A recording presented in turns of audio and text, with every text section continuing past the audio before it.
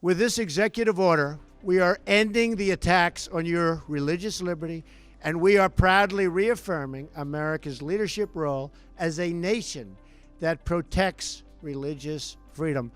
There are more than 50 religious Americans and groups sued the previous, and you've seen that, 50 sued the previous administration for violating their religious freedom. With this executive order, we also make clear that the federal government will never, ever penalize any person for their protected religious beliefs. The abuses were all over.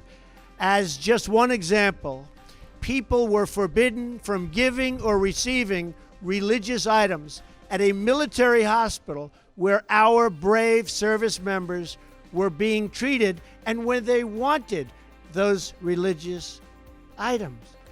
Because not only are we a nation of faith, but we're a nation of tolerance.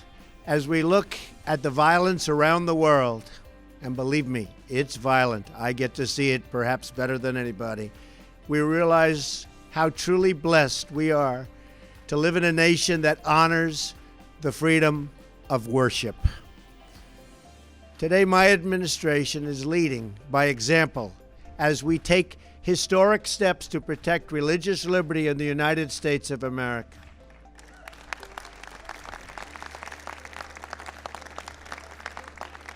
We will not allow people of faith to be targeted, bullied, or silenced anymore.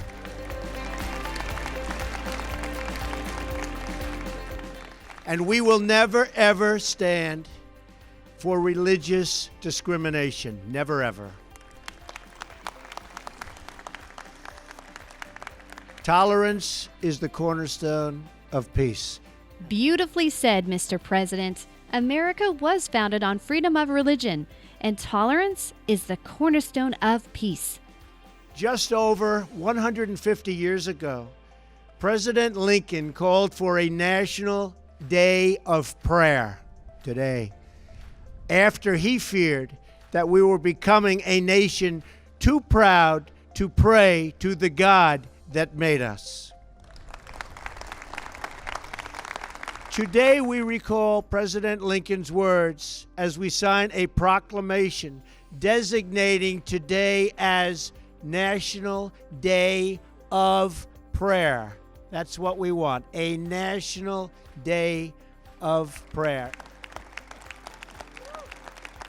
Thank you. Now that is a great score. National Prayer Day. Thank you, President Abraham Lincoln, and thank you, President Donald Trump. Freedom is not a gift from government. Freedom is a gift from God. It was Thomas Jefferson who said, "The God who gave us life gave us liberty."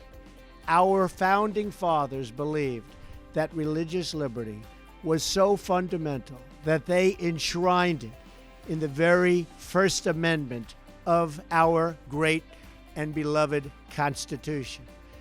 Yet for too long, the federal government has used the power of the state as a weapon against people of faith, bullying and even punishing Americans for following their religious beliefs. That's been happening.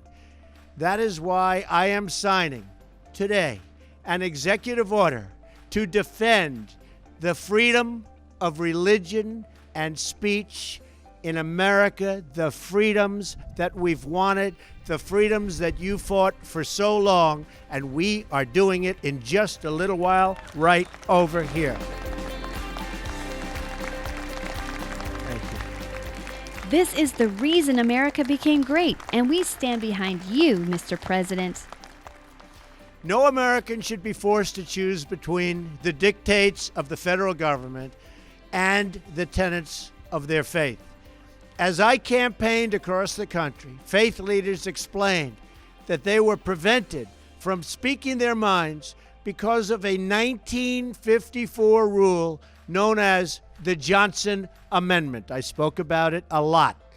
Under this rule, if a pastor, priest, or imam speaks about issues of public or political importance, They are threatened with the loss of their tax-exempt status, a crippling financial punishment. Very, very unfair. But no longer. I promised to take action if I won. If I didn't win, I gave you no promise, that's for sure. If I didn't win, I guess I'd be gone, right? I'd be out enjoying my life, I think. But I wouldn't be helping you with the Johnson Amendment. And to this end, this financial threat against the faith community is over.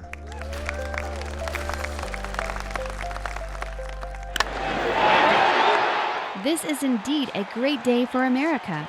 This is one hit right out of the park.